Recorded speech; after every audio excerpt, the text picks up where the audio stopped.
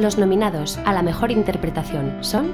Mi sueño ya quebró con la adversidad.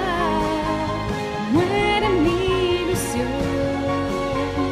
cautiva está la magia en mi interior. Quiero volar. Le busqué. Yo me fui de la pensión. Estaba mi marido en el suelo. Y yo busqué a mi hermano por todas partes, pero no sé dónde está.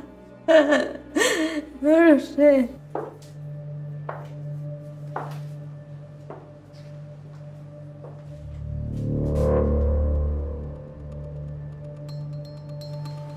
Javi, ¿puedes venir, por favor? ¿Te has hecho foto de esto? Por favor. Sí. Eso. Todo lo que hemos sufrido, la entereza que hemos mostrado, es lo que nos llevará a la victoria. Dios le oiga, alcalde. Lo tenemos de nuestra parte.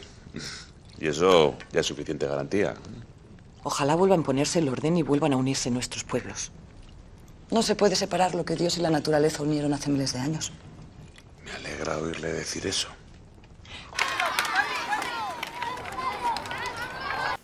Iván, si sabes que no puedes. ¿Alguna vez has visto un jugador del equipo senior llorar? Los hombres de verdad no lloran, Iván. Y menos en público. Sabía alargar 600.